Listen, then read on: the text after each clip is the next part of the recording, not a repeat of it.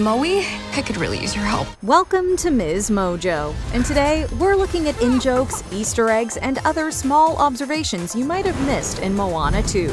There will be a few spoilers. You look like a kidney stone. And you look like someone who would know what that is. Number 10. Callbacks. Moana 2 establishes early on that we're back, submerging us in references to the previous film. As Moana sings another I Want song, the sequel revisits many familiar spots, including the sacred place where the island chiefs place their stones. Moana also introduces her little sis Samea to the ocean in a moment echoing the first film's opening. Oh, there you are, Moana. What are you doing? You scared me. What? I want to go back. I know. Maui works in plenty of callbacks as well. The demigod brings levity to a serious scene with the return of his half-shark, half-man hybrid. Maui later takes on the form of a small fish, pretending to have performance issues again. Giant hawk! So serious. While we don't get a You're Welcome reprise, Maui name-drops his song upon arriving at Motunui. Tamatoa even resurfaces in the post-credits, although he's seen shinier days. Now I know I can be happy as a clam, because I'm beautiful, baby. Number 9. Is Hei Hei lucky? Moana already survived one dangerous voyage. Considering that Hei Hei made it back in one piece, though, some may question just how treacherous Moana's last adventure truly was. Our people will rise if you let them. Last time the chicken made it. Even by chicken standards, Hei Hei's intelligence isn't high in the pecking order. Yet he walks away from numerous life-threatening scenarios unscathed. Some might call this dumb luck, but perhaps Hei Hei himself is lucky. Case in point, when Moana's crew encounters the Kakamora, they manage to blow dart everybody other than Hei Hei. Somehow they miss the chicken, who aids his crew in a brief moment reminiscent of the first film. Nice work! Considering that voice actor Alan Tudyk has been described as Disney's good luck charm, it'd be appropriate if that luck rubbed off on Hei Hei. Number 8. Maui on the hook. After clashing with Matangi, Maui is hung out to dry. If you try to reconnect the people of the ocean, you will be destroyed! Well, now I kind of miss the lava monster. We mean that literally, as Matangi hangs the demigod from his own weapon, waiting for the prey to come along and take a bite.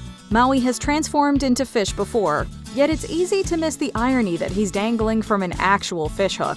We guess Matangi did what Ursula never could, make a hero wriggle like a worm on a hook. Adding to the irony, if Maui could just reach his hook, he could transform into a worm and get out of this predicament. Can I get a chee-hoo? Number 7. Maui pulls a Merlin. There's a moment in the first film where Maui references tweeting, writing with a bird, that is. When you use a bird to write with, it's called tweeting.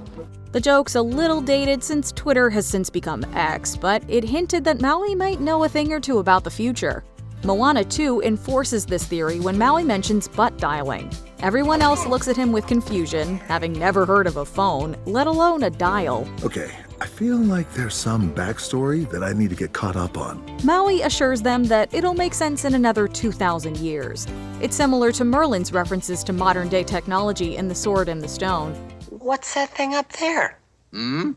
Oh, yes, of course. Here we are. It's still unclear if Maui can see the future or if he's been there. If he's ever visited Bermuda, though, maybe he ran into Merlin blowing off some steam. Oh, Merlin, you're back from Bermuda? Yes, back from Bermuda and the 20th century. And believe me, you can have it. Number 6. New outfit.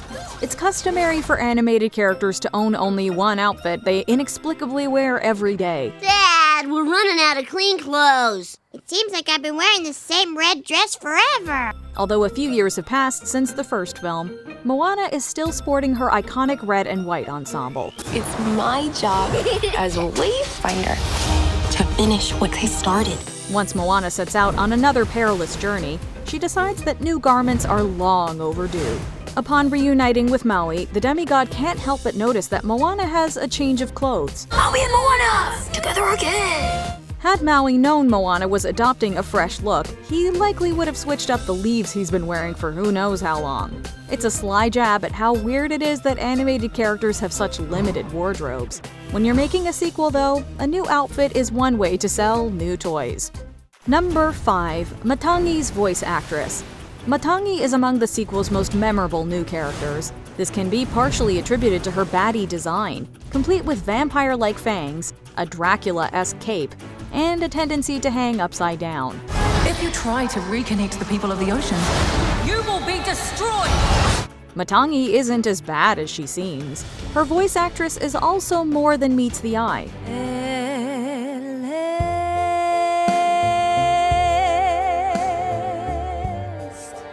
My love has come along.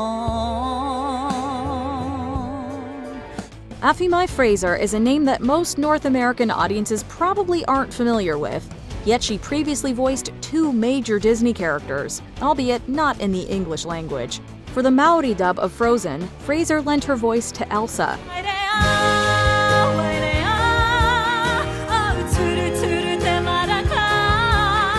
Disney kept Fraser in mind while casting the Maori dub for Encanto, enlisting her to voice Dolores. Matangi is her first English-speaking Disney role, although Fraser also voices the character for the Maori version. Number 4. Bringing the Pig. When the original Moana came out, the titular character's pet pig Pua was heavily featured in everything from the posters to the trailers.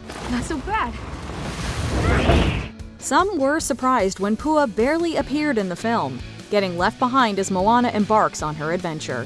The filmmakers considered having Pua accompany Moana, but writer Jared Bush felt it would be more powerful if the heroine left everyone she loved behind. While it made sense in terms of character development, many felt Pua's prominence in the ads was false advertising. Moana 2 establishes from its opening scene that Pua is coming along this time. You wanted to come this time. There was even a moment from the teaser that didn't make it into the finished film, where Maui asks Moana what we were all thinking. Boat snack! Oh! Boat snack upgrade! Bacon and eggs? Why didn't you bring the pig last time? Number 3. Moana bees. Simea isn't the only one obsessed with her big sister. Little sis! Big sis! Moana has something of a fan club back on her island. They even have their own Pua, although this pig has been more well-fed. When Maui arrives on Motunui, he gives the girls a clever name, the Moana Bees. This joke is even wittier knowing who voiced 2 of the young fans. Moana, you're back! In the water. They're Dwayne Johnson's daughters, Jasmine and Tiana, who fittingly share the same names as 2 Disney princesses. While their screen time is brief, Jasmine and Tiana show they've inherited their father's sass, telling Maui that he isn't as big as they imagined. I thought you'd be bigger. Yeah, like a lot bigger.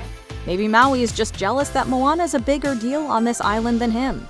Number 2. Princess Moana. One of the best in-jokes from the first film saw Maui lay out all the reasons why Moana is a princess, despite technically being a chief's daughter. Okay, first, I'm not a princess. I'm the daughter of the chief. Same difference. No. If you wear a dress and you have an animal sidekick, you're a princess. Maui brings up the argument again in the sequel, with Moana continuing to insist that she's not a princess. In possibly the most meta moment, Maui responds, "A lot of people think you are." It's true, as viewers generally regard Moana as a princess, even if she's not royalty. Our people will rise if you let them. Can you blame us? She appeared alongside the Disney princesses in 2018's Ralph Breaks the Internet.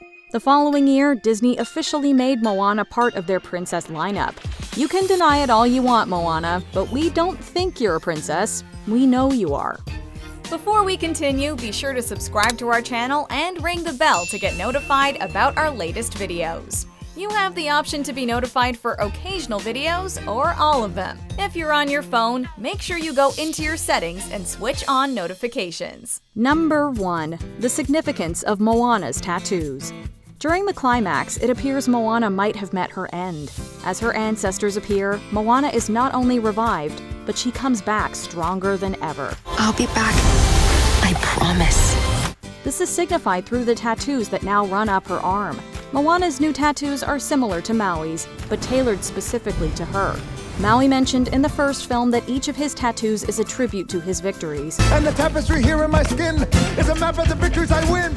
Likewise, Moana's tattoos represent everything she's accomplished over the past 2 movies. With even more adventures on the horizon and newfound demigod powers, Moana's entire body could one day be covered with tattoos. Until we inevitably get Moana 3, the character's arm of achievements is a testament to how far she's come and will continue to go.